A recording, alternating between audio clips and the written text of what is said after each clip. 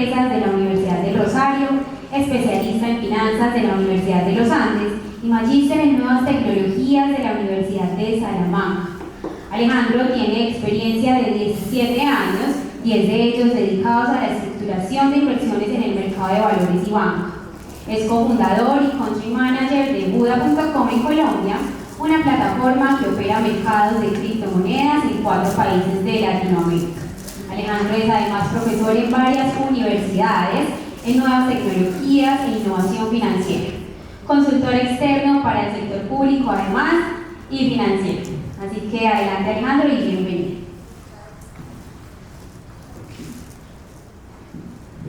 Muchas gracias por la presentación y buenos días a todos y a todas.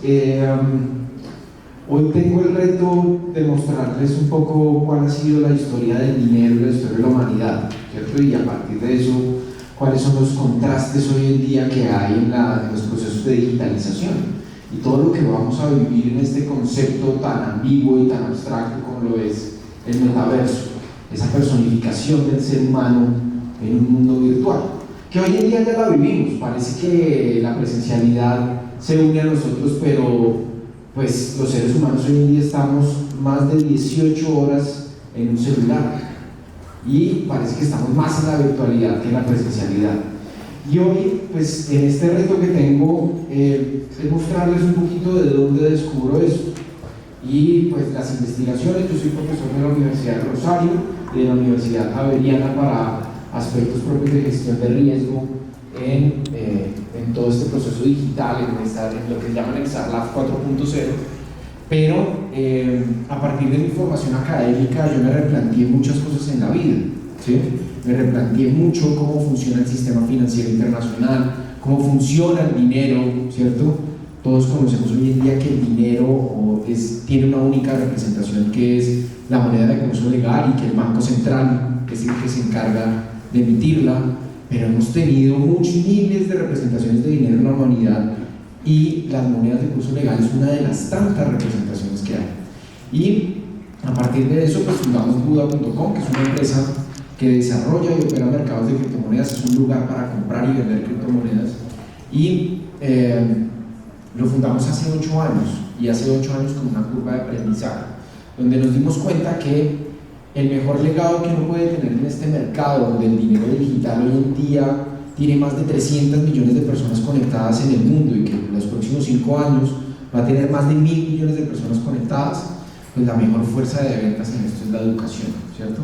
Pero tenemos que empezar desde lo básico, ¿cierto? Entender una criptomoneda, entender Bitcoin es algo bastante complejo. Y eso nos llevó desde hace 8 años a fundar esta empresa que tiene más de 600.000 usuarios, opera en 4 países y pues hemos sido partícipes de toda una construcción del marco público y privado alrededor de estas nuevas tecnologías.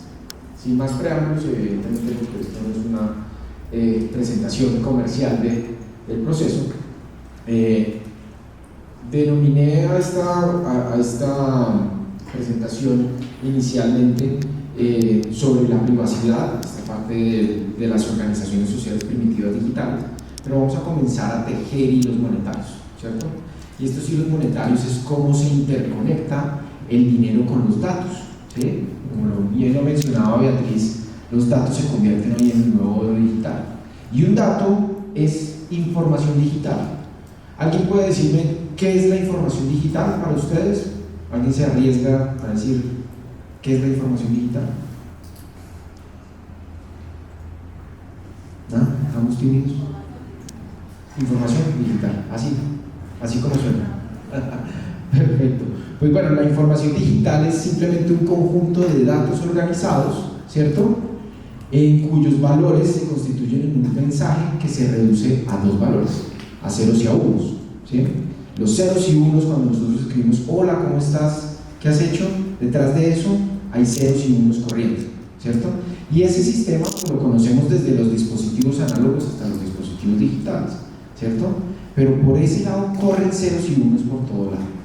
Y cuando vemos la historia y la evolución del dinero, pasamos de la parte física, ¿cierto? Desde el periodo neolítico, en el 3000 al 7000, cuando ya se comenzó la humanidad a pasar de una estructura nómada a una estructura sedentaria, a comenzar las primeras comunidades, a establecer formas de intercambio, como lo era el sistema del trueque, el sistema de la mercancía, el dinero mercancía que llamaban en esos momentos.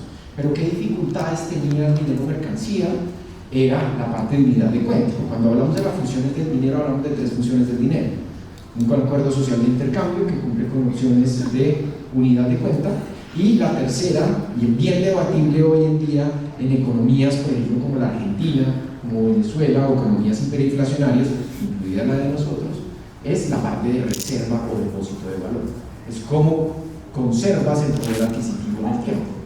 Pero en esos momentos la unidad de cuenta era bastante difícil de desarrollar, ¿cierto? Porque en el intercambio el valor de uso, por ejemplo, de una vaca no era la misma la de un perro, ¿cierto? El valor de uso de una vaca representaba abrigo, leche, carne, mientras que el perro simplemente tenía una función domesticable, con excepción de China, que sí lo comen, ¿cierto? Pero en este caso el valor de uso era muy diferente al valor de cambio, ¿cierto? No podía representar lo mismo, y tampoco podía partir una vaca a la mitad o a la fracción justa, pues porque efectivamente perdía su funcionalidad. Y con eso, pues la humanidad comenzó a establecer otros mecanismos de intercambio que matemáticamente fueran funcionales y que equivalieran a un comercio justo que se daba por teoría de oferta y demanda, ¿cierto? No es lo mismo el valor que yo le puedo imprimir a un producto como, por ejemplo, una mochila, ¿cierto?, que va a depender de diferentes factores, tanto en el uso como en el cambio. De ahí, pues comenzó en el Imperio Romano, comenzó a darse que los metales preciosos como el oro, el cobre y la plata comenzaron a generar sistemas de intercambio, y de hecho en la era precolombina la sal era uno de los elementos de intercambio que funcionalmente, por eso se deriva el término salario de este gran método de intercambio que tenía de alguna forma un valor de uso, ¿cierto? La sal tenía propiedades curativas y tenía propiedades alimenticias, ¿sí? Y en ese sentido, cuando vemos el dinero tiene un valor implícito que teóricamente no responde a una lógica financiera o económica, sino es una lógica antropológica y sociológica. Luego pasaron los metales como las monedas, que las monedas se comenzó a dar la primera representación hacia el siglo VII a.C. y el papel moneda se dio hacia el 350 en la China, que ya comenzó toda Europa a replicar el papel moneda, y ese papel moneda tenía un valor de dinero, lo que se llama el dinero representativo, que tenía un respaldo directo en un metal precioso como el oro, ¿cierto? Y el oro generalmente tiene diferentes etapas de representación. Hoy en día el valor de uso del oro en la tecnología es incalculable, es muy importante. Pero anteriormente, durante la conquista, pues ¿qué valor tenía el oro? Tenía un valor de poder, tenía un valor decorativo, no más, ¿cierto? No lo podíamos usar, pero sí lo podíamos fraccionar, y eso hacía que su valor fuera mucho más importante, y que el papel moneda estuviera soportado en este tipo de metales preciosos. Luego tenemos una historia muy reciente del dinero electrónico y el dinero plástico. Hacia los años 50 comienza el dinero plástico y comienzan a generar las primeras tarjetas de crédito, que no todos podíamos acceder a las tarjetas de crédito, y hoy en día en el mundo no todo el mundo puede acceder todavía a lo que llamamos ese lujo, porque más del 70% de la población no puede acceder a una tarjeta de crédito, ¿cierto? Entonces todavía no podemos decir que hay un proceso de economías digitales cuando no podemos acceder a una tarjeta de consumo que lleva más de 70 años vigente en el mercado, ¿cierto? Y luego se desata algo fundamental en la evolución del dinero, que hace que en la teoría monetaria hoy en día podemos decir que el dinero responde al deseo de los individuos, y marca una pauta entre 1944 y 1971. El Plan Marshall, que es el plan de salvamento financiero a las economías devastadas por la Segunda Guerra Mundial, el plan de deuda externa hace que la transición hegemónica del mundo pase de la libra esterlina al dólar americano. El dólar americano tiene una historia muy reciente hegemónica, ¿cierto? De ser el patrón internacional. Pero antes existía el florín, el real portugués, el real español, en la época de la conquista, ¿cierto? No tuvimos siempre el dólar americano como el patrón de referencia a nivel mundial. Y es probable que en los próximos 10 a 20 años el patrón monetario no sea el dólar americano, ¿sí? Si esperamos el ascenso de China para el 2030, que sea la economía más poderosa, hoy en día se está desatando todo un conflicto a nivel de tensiones comerciales y monetarias, ¿cierto? Podemos ver que va a haber un cambio, una transición muy importante en la cual todos debemos estar preparados para esos cambios, sobre todo los cambios de la digitalización. Pero como les contaba, en el 71, el gobierno Nixon suspende la convertibilidad del dólar americano al oro, es decir, ya no podemos ir con nuestro billetico de 20.000 pesos al Banco de la República a decir que me lo cambien por algo de oro, ¿sí? Y ahí es lo que se conoce el dinero como un dinero fiat o dinero fiduciario. El dinero goza de la confianza de su uso, ¿cierto? Por ende, su valor estará sujeto a lo que ocurra en una economía, no desde la lógica netamente financiera y económica, ¿cierto?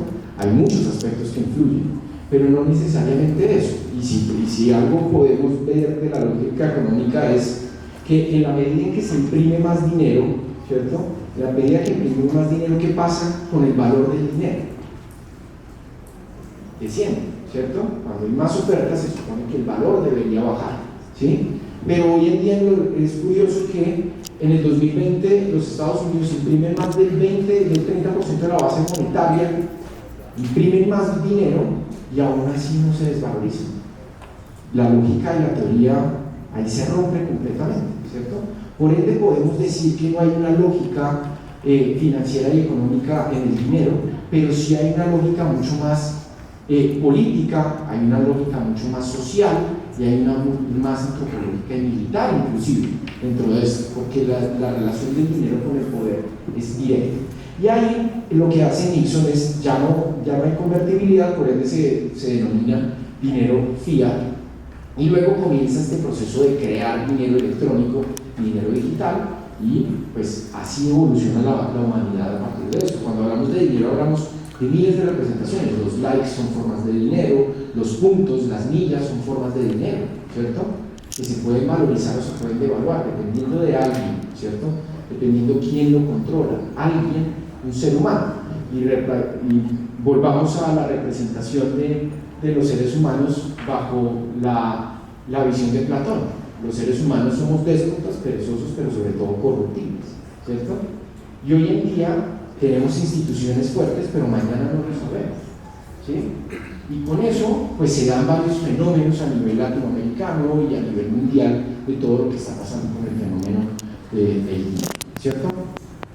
Para hacerles este proceso, como les digo, la humanidad tiene representaciones de dinero desde el periodo neolítico, entre 3.000 y 7.000 a.C., y pues vemos que las representaciones de dinero hoy en día en la función central tienen un poco más de 120 años, con la creación de hecho, tienen 120 años exactamente, con la creación de la Reserva Federal en 1903, que desarrolla todo este concepto keynesiano de que el Estado es el que debería controlar el dinero, ¿cierto? Y debería crear la oferta monetaria. Aquí en Colombia, bajo la Constitución de 1886, se establece el principio de soberanía monetaria y se constituye el Banco Nacional, pero aún así no había un dinero del curso central hasta 1923 con la Ley 25 que constituye el Banco de la República. Y ahí el Estado tomó control del dinero.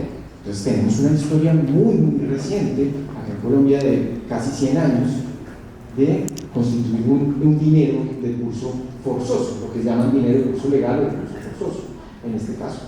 Pero la tecnología nos ha permitido evolucionar hacia eso. Así es como funciona la creación de las monedas, básicamente, ¿cierto?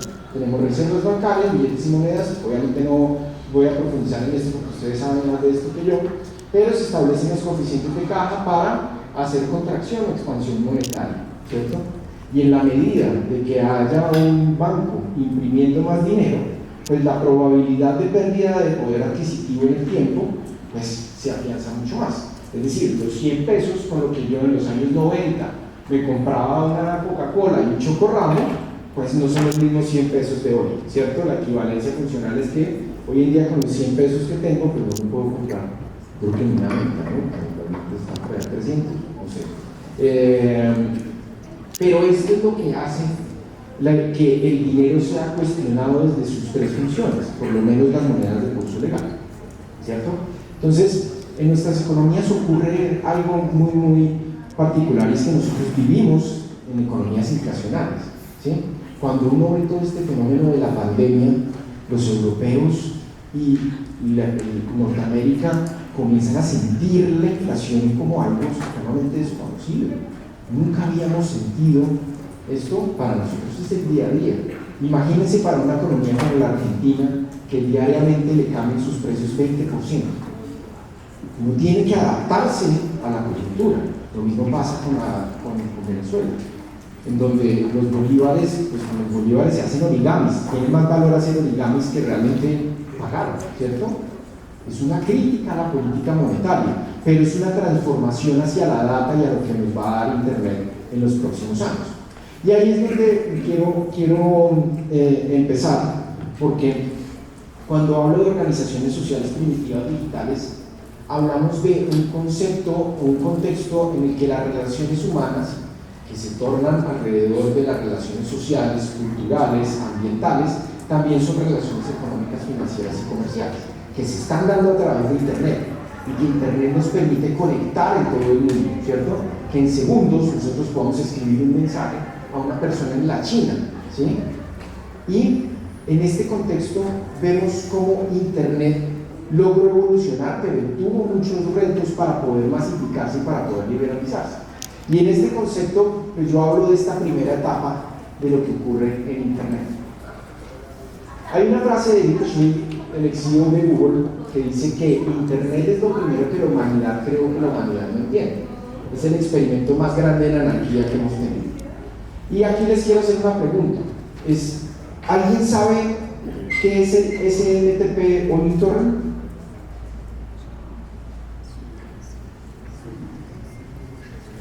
Pues fíjense que ese es el protocolo de red que da vida a la transferencia de datos a través del correo electrónico. Ustedes los usan todos los días.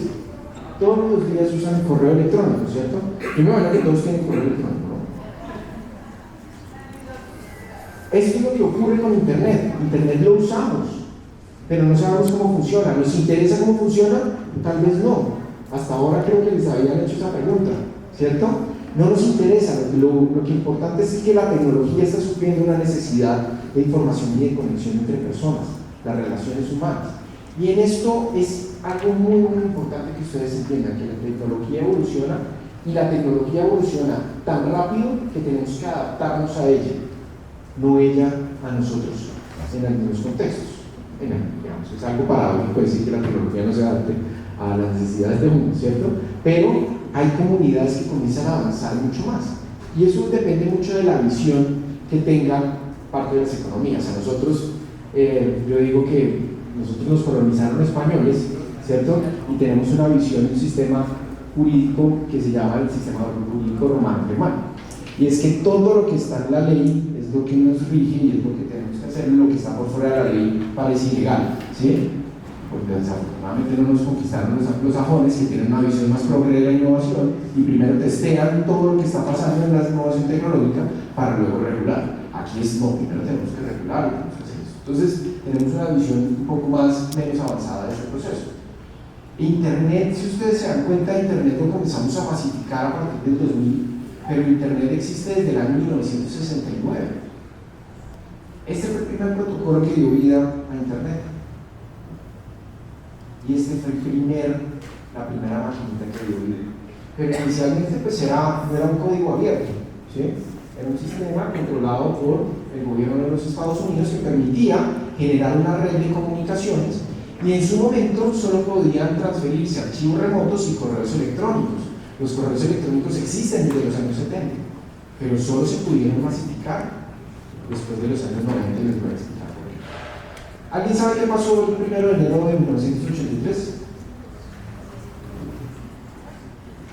Yo estaba cerca de nacer, así el 9 de mayo de 1983. conoció TCP/IP, hoy lo que conocemos como Internet, ¿cierto? Hoy en día, Internet se conoce desde 1983. Pero ¿qué ocurre? También hay una gran problemática, que Internet de los años 80 parecía de solo computines, ¿cierto? Gente que desarrollaba, gente que podía tener acceso a un dispositivo, ¿cierto? Y en esos momentos, pues los dispositivos de hardware, los computadores, pues eran casi que un lujo, eran de pocas personas que usaban esto, entonces no tenía una masificación fuerte, y también era muy complejo de entender todavía de cómo se desarrollaba, ¿sí? Tenía la complejidad de hoy en día la inteligencia artificial para nosotros acceder o para nosotros desarrollarlo. Pero, ¿qué ocurre en 1990? Frederick Lincoln, 1-1, Alemania, celebramos tremendo. Y ese día pasa algo que realmente cambia la humanidad. Y es que hoy en día podemos decir que Internet, el código abierto, empieza a ser masivo, se comienza a liberalizar Internet y se constituye a través de las World Wide Web, o las www, conocemos. Y a partir de eso se da esta primera etapa de Internet, que es el Internet de la información. Internet produce y consume tanta información que podemos preguntarle a Google quiénes somos y por qué existimos, y tal vez haya alguna respuesta en ese contexto. Pero esta información es desarrollada por seres humanos, ¿cierto? Y los seres humanos, como les dije, bajo la naturaleza platónica, somos déspotas, perezosos, pero sobre todo corruptibles en ese sentido. Y como les digo, pues Internet produce información digital, ceros y unos. Ceros y unos son los que estamos interactuando. Y los que estamos interactuando desde hace décadas, ¿cierto? Desde hace décadas, los dispositivos como los Betamax, los VHS, los Walkmans, los CD players, todos esos eran ceros y unos. Y es simplemente lo que hacen los ceros y unos es transcribir el lenguaje natural del ser humano a líneas de código. Y tal vez así la evolución que hoy en día ya hay inteligencia artificial que nos permite responder inclusive con algo de emoción. Vamos a ver cuál va a ser la evolución de este proceso. Aquí entramos al Web 0.0 desde 1969, que da vida al hardware como parte del proceso de transferencia de datos. Transferencia de datos, llámese que el dato puede ser algo muy, muy amplio, ¿sí? La Web 1, que hace parte del Internet del conocimiento, luego parte de la Web 2. El Web 2 es toda la parte de redes sociales, las comunicaciones, la interacción humana, que también se conecta con algo del IoT, que se llama el Internet de las cosas, como los dispositivos comienzan a generar instrucciones en el mundo físico, por ejemplo, desde cerrar una puerta con tu celular, desde cerrar la cortina, desde decirle a Alexa, oye, ponme una canción, y se conecta a un parlante. Toda esta parte del IoT comienza a evolucionar, y ahorita estamos hablando del Web 3, del metaverso, esta personificación del mundo ser humano, que yo creo que las películas de ciencia ficción en los años 80 nos mostraban eso casi que de forma apocalíptica, pero no lo pudimos ver posteriormente, sobre todo en el sistema financiero, ¿cierto? Mientras mandamos gente al espacio a hacer turismo espacial, los carros se conducen solos, hay sistemas de videollamadas, hay conexiones de red.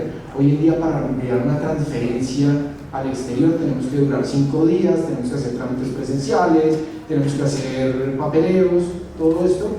En la cuarta revolución industrial, el sistema financiero se está quedando un poco en este proceso de digitalización, ¿sí?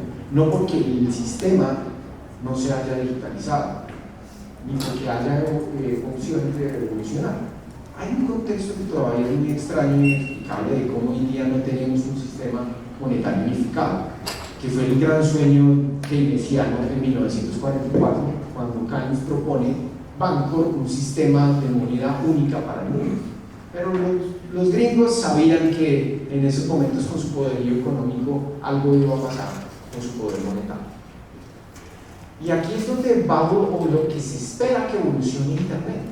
Internet va a pasar de toda la parte del metaverso, de cómo nos conectamos con una especie de matrix que estamos todos conectados a la digitalización, y va a pasar a la parte de cómo las máquinas comienzan a entender los comportamientos humanos.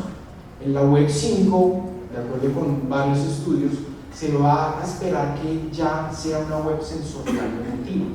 Vamos a poder anticipar y vamos a hacer analítica prescriptiva de eventos propios, por ejemplo, en el sector salud. Vamos a poder anticipar a través del genoma humano y de la genética qué es lo que va a pasar, qué me puede pasar si yo me alimento mal, qué alimentos consumo no, qué voy a padecer, ¿cierto? Y las máquinas van a poder entender los sentimientos de la persona. Hoy en día la inteligencia artificial puede darte conocimiento, brindarte herramientas en el algoritmo, pero la sensibilidad todavía la tenemos con el ser humano. Y hacia allá apunta el sistema, a que las máquinas también puedan tener los mismos sentimientos que el ser humano. Algo que parece, pucha, de películas, ¿cierto? Pero Volver al Futuro nos mostró muchas cosas de las que está pasando hoy en los años 80, ¿cierto? Y es muy probable que estas películas que parecen ficción, o lo que estamos viendo parece ficción, pueda ser muy, muy real a partir de los ceros y unos y los algoritmos que estamos viendo. Y aquí es donde yo les digo, el dinero es un dato, hoy en día sí. Cuando ustedes ven sus aplicaciones móviles y sus portales bancarios, ustedes simplemente están viendo ceros y unos, ustedes están viendo un dato que les está mandando el banco, ¿cierto? Y pasamos de las monedas a los bits. Los bits es este sistema binario, el código binario que reduce los mensajes a ceros y a unos, ¿cierto? Y por eso es que es muy, muy importante definir o ampliar el espectro a que un dato puede ser todo. Y un dato tiene valor de uso, como tiene valor de cambio en muchos de los casos, ¿cierto? Así evolucionó la tecnología e innovación financiera en el mundo. Mucha gente habla del concepto de fintech o de tecnología e innovación financiera como un concepto muy reciente, como un concepto de moda de hace unos 15 años. Pero realmente, si vemos tecnología e innovación financiera, podemos hablar de la transferencia de datos a partir del cable transatlántico en 1866. Ya después, con el telégrafo, el código Morse, el banco de vapor, comenzamos a evolucionar del sistema análogo, en donde rompe un esquema desde los años 60, ¿cierto? Que se instala el primer cajero automático, Barclays comienza a instalar esos cajeros automáticos y comienza a dar las primeras transacciones en línea en los años 80, entre otros. Y pues hoy en día tenemos diferentes contextos en donde intranet, lo que conocemos como intranet, este sistema cerrado de transmisión de datos, todavía por ejemplo, para la banca resulta ser un gran reto, sobre todo para el mercado de capitales y los mercados financieros internacionales, ¿cierto? Y cuando transferimos esto, cuando transferimos dinero, estamos transfiriendo simplemente un dato, estamos pasando un dato a otro, y esto tiene un valor intrínseco enorme. Y por eso, efectivamente, se desarrollan estas representaciones de dinero digital que responden a todo un contexto de lo que está pasando hoy en día en nuestras economías o en múltiples economías que ven, por ejemplo, el dinero digital como Bitcoin una gran necesidad de conservar el poder adquisitivo, entre otros aspectos, ¿cierto? Aquí no vamos a profundizar Bitcoin, pero para que sepan que la gente hoy en día puede crear dinero digital. La gran complejidad es el valor de uso versus el valor de cambio. Y es cómo simplifico este orden para que cualquier ser humano se pueda conectar tan fácil como se conectó con el correo electrónico, pero alrededor del dinero. Y en eso la banca comenzó a evolucionar. Esta visión anglosajona es la que nos ha permitido abrir la puerta. Y aquí está la parte de Open Banking o Open Finance. En la parte de las finanzas abiertas, hoy en día ya es materia de discusión desde 2022, con el decreto no 97 de la Superintendencia Financiera. Y el concepto de Open Banking es un concepto que nace en 2015, lo instala el gobierno británico, y lo que en la práctica es compartir información financiera de forma digital, ¿cierto? Cuando hablamos de los bancos tienen un rol en una gestión básica de captación y colocación de recursos, pero detrás de eso hay un montón de aristas que hay que tratar. Ya no hablamos inclusive en la banca de educación financiera, sino que hablamos también de salud financiera. Cómo creamos esa relación de largo plazo con el usuario, porque ya el usuario no es un número, ya el usuario es una persona, análisis de crédito de sus ingresos, y patrimonio, sino, por ejemplo, su reputación en redes sociales. A partir de eso hay muchas metodologías que integran variables cualitativas al análisis de crédito para prestar plata. Hay algo paradójico de lo que está pasando hoy en día en el crédito, y es que según la banca de las oportunidades, las mujeres hoy en día en Colombia son las que mejor pagan en este país, pero son las que menos le prestan. Es algo curioso, ¿cierto? ¿Por qué? Porque en muchos casos no se integran variables cualitativas al sistema. Hoy en día los análisis de crédito integran, por ejemplo, la reputación que tiene una persona en las redes sociales. Eso es una variable muy importante, porque yo puedo ser una persona independiente, no puedo acceder al mercado laboral formal, tenemos una informalidad de más del 60%, ¿cierto? No va a acercar acá mucho, como mínimos en este caso. Pero en este caso la lógica difusa, todas estas metodologías de cálculo hacen que haya otros elementos mucho más cualitativos que podamos armar en la ecuación para otorgar crédito, ¿cierto? Y para medir la cartera vencida. Ahorita en estos momentos la inteligencia artificial y los algoritmos han hecho que pasemos de algo tan importante como de la analítica predictiva. Antes teníamos la analítica descriptiva, toda la parte estadística, pasamos a la analítica predictiva y ahora pasamos a la analítica prescriptiva. Para hacer un ejemplo simple de la analítica prescriptiva, hablemos de Uber, ¿cierto? Uber nos calcula cuál es el tiempo en el cual vamos a llegar al destino y cuáles van a ser los procesos que nos vamos a adelantar. Ellos se adelantan al futuro, ¿cierto? ¿Por qué? Vamos a llegar a las 10:30 acá, porque hay un trancón, porque hay una persona varada, un accidente encima, todo está muy pesado, y toda esta analítica prescriptiva se traslada al concepto de banca abierta o al open data. Es como podemos predecir, ¿cierto?, eventos de riesgo que, por ejemplo, en un sistema como las cobranzas, en un sistema como la cartera de decir, hoy en día cobra mucho sentido, ¿cierto?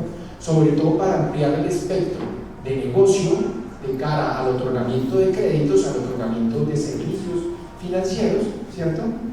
Mitigando los riesgos asociados, pero sobre todo ampliando ese espectro que yo creo que nacionalmente tenemos alrededor de los servicios financieros como servicios públicos.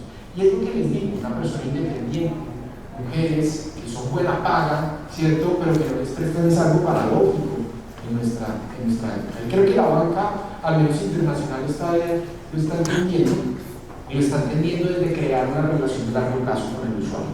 Cuando hablamos de la tecnología de innovación financiera está centrada en el usuario, cómo podemos satisfacer y customizar esa necesidad del sistema. Y el Open Banking se divide en tres conceptos básicos. Primero es la transmisión segura de los datos, ¿sí?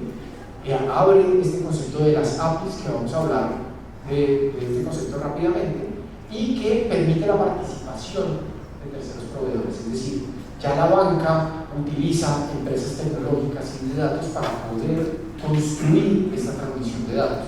Esta transmisión de datos, como les digo, puede ser dinero, puede ser la identidad. La identidad tiene un valor incalculable. No sé si a ustedes les ha pasado, pero que les roban, los intentan robar en la calle y les roban la billetera, y ustedes, ¿qué es lo primero que le dicen al ladrón si se va cuando se lleva la billetera? Pucha, la cédula, por favor, déjenme la cédula. Yo prefiero perder la tarjeta y bueno, llévese la plata, pero déjenme la cédula. La identidad es algo que nosotros valoramos desde el punto de la necesidad, pero no la valoramos desde el punto del día a día, ¿cierto? Y la identidad, con esto ahorita vamos a llegar a una reflexión muy grande, y es alrededor de la privacidad de los datos, porque todo esto es muy bonito, todo esto es muy transformador de nuestros negocios, pero a futuro esto puede ser un tema que pueda cambiar radicalmente, y esto ocurre en muchos de los países, ahorita lo vamos a ver. Pero este Open Banking también permite la participación de terceros, ¿cierto? De terceros que puedan optimizar el proceso de los servicios financieros. Y el Open Banking tiene pues, unas ventajas fundamentales: la personalización, la fidelización, es decir, poder decirle a este usuario: usted tiene una necesidad puntual, yo quiero satisfacer todas las necesidades que usted tiene.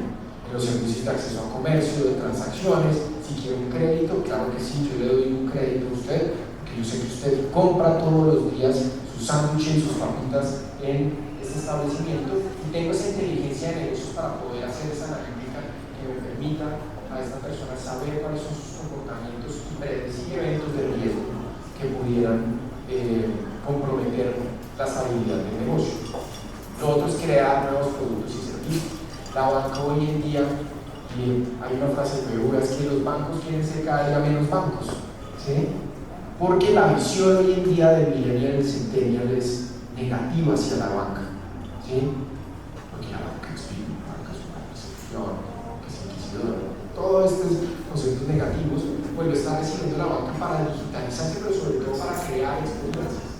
Y eso, por ejemplo, empresas como el BBVA en España y en el modelo estadounidense están entendiendo que la digitalización requiere de mejores experiencias, acceso a otros servicios, beneficios, por ejemplo, este concepto del cashback, este concepto de fidelización, este concepto ya trae la posibilidad de que a través del Open Banking, a través de los datos, podamos recoger la disponibilidad de estos beneficios para poder generar mejores productos. La reducción de costos. La digitalización reduce costos de infraestructura, sin duda.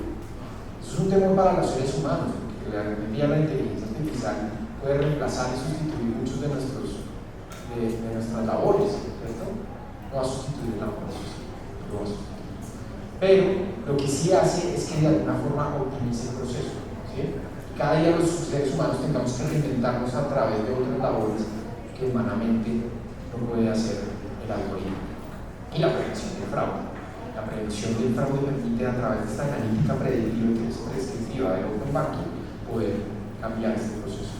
Y las APIs, este concepto tan amplio de las APIs que al final es una conexión y red segura de datos, ¿cierto? Son un conjunto de funciones y protocolos que permiten la conectividad de datos entre ellos más partes a través de la interfaz externa.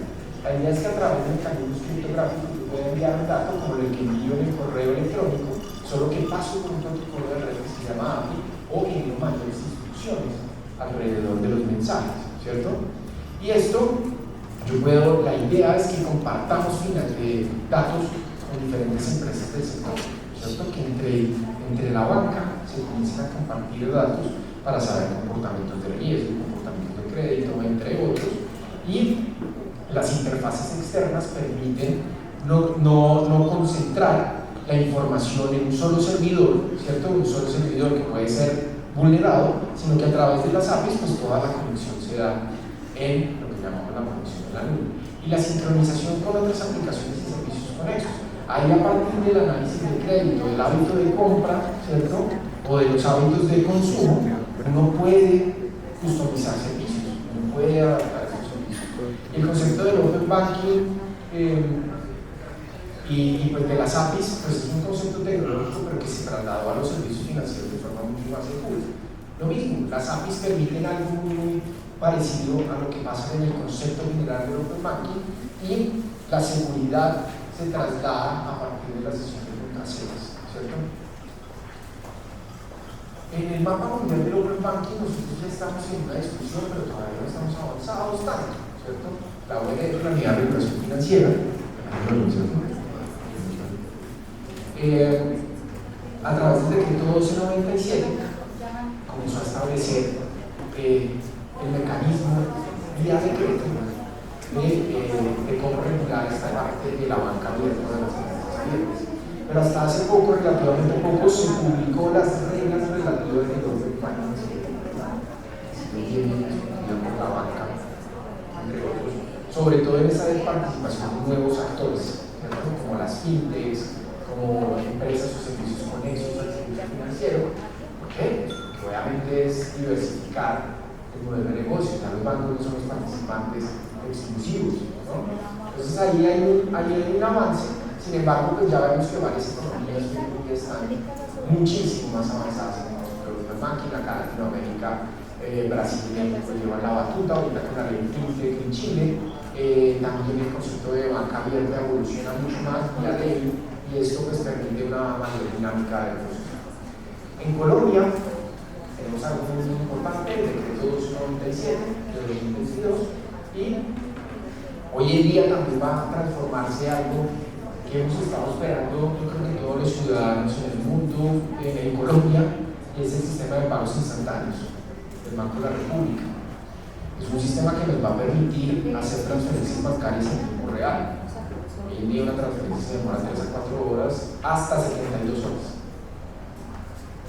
En plena cuarta revolución industrial, enviamos mensajes en 10 segundos. Eso pasaba en el año 2000, en el año 99, no sé si ustedes tenían internet, pero a uno le chingaba el modem. Y pues, descargar una foto, enviar un mensaje podía demorar hasta 24 horas. Si a nosotros se nos demora hoy un mensaje en 10 segundos, decimos que el proveedor es terrible. Claro, no, me voy a pasar al título, no. Lo mejor que hay, ¿cierto? Y hoy en día, pues no hemos agregado lo que está pasando en las transferencias interbancarias. Es un proyecto que es muy bueno. Ojalá lo saquen próximamente porque tiene un plan hasta 2025.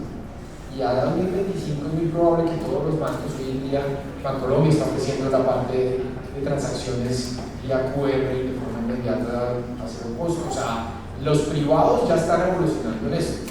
Y en 2025 puede que cambie un poco esta estructura, pero no deja de ser importante. Esto va a ser una muy buena iniciativa que va a permitir a todos interactuar de forma muy importante. Pero hay algo que pasa alrededor de la interacción del dinero y de la interacción de los datos para terminar. Creo que ya me pasa un poquito. Entonces, ¿alguien se ha visto esa película? Misión Imposible. Misión Imposible nos dio todo este imaginario que podíamos perfilar, ¿cierto? La digitalización y la era en estos momentos donde las verificaciones biométricas y todo esto nos permite perfilar al usuario, ¿cierto? Es algo que estamos viviendo como algo disruptivo, pero que a su vez resulta ser peligroso. Por ejemplo, en China se está perfilando a las personas a través de su reconocimiento facial. Hubo una protesta de más de 1 millón de personas, eso se llamó Bololó, en Hong Kong, por el tema de la privacidad, ¿cierto? Y el tema de la privacidad va a ser algo que en la era digital va a ser lo más valioso que podamos tener en estos momentos. ¿Por qué? Porque no sabemos qué gobierno va a entrar o qué persona va a entrar a perseguirnos y a juzgarnos. Y uno de estos eventos, y creo que parte de los eventos marca una tendencia muy importante en un evento que ocurrió hace relativamente poco, en donde Facebook vendió más de 50 millones de datos a Cambridge Analytica con fines políticos. ¿Y qué pasa? Este análisis lo que hacía era mandar mensajes para estimular comportamientos y tratar de comprometer el voto en esos momentos en las campañas en el 2016, ¿cierto? Entonces, la era digital nos trae muchos beneficios, pero hoy en día lo que va a generar mucho más valor es como si tuviéramos un gran hermano que nos está vigilando. Hoy en día ya esas computadoras nos están vigilando, ¿cierto? Y ahí es donde la tecnología puede ser usada para bien o usada para mal. Hitos relevantes de este proceso para dejarles esta última reflexión sobre el tema de privacidad. La parte de la revelación de Edward Snowden en 2013, la parte del escándalo de Cambridge Analytica. De hecho, Facebook perdió más de 15 millones de perfiles de Instagram, de WhatsApp y todo. Y eso es data, eso es valor para la gente, pues para los ciudadanos. Esto es oro, ¿cierto? Violaciones de las grandes corporaciones, datos financieros internacionales, empresas como Equifax, leyes de vigilancia en crédito social, la ley patriota en Estados Unidos pues dio esa potestad. Por ello nosotros como ciudadanos debemos ser conscientes de que debemos, uno de los elementos de los derechos fundamentales que tenemos que conservar nosotros, la privacidad. La privacidad es un elemento fundamental que la digitalización puede que de alguna forma vulnere este proceso. Y hay algo muy importante, y es que hoy en día Colombia es un foco de delitos cibernéticos impresionante. Recibimos más ataques de ransomware, somos el país que recibe más ataques de ransomware. Entonces, todos ustedes tienen que tener una cultura alrededor de la seguridad, no simplemente depender de que el Estado y las grandes corporaciones los que nos pongan a disposición la seguridad, sino por ejemplo establecer mecanismos, capas de seguridad, ¿cierto? Establecer contraseñas robustas. Esto es un aprendizaje que tenemos alrededor de la privacidad. Porque hoy en día que revelen nuestros datos es algo que es supremamente grave en la era digital. Y esto es una reflexión, obviamente, de cara a la parte personal, no de cara al negocio, bueno, de cara al negocio también, ¿no? Porque efectivamente el hecho de que no contemos con políticas de ciberseguridad o seguridad informática y que no solo se quede en el papel, sino que se establezcan mecanismos reales y apostarle a certificaciones internacionales, por eso entre otros, pues va a hacer que Colombia o que los países reduzcan esta parte del ciberdelito como parte de esta práctica.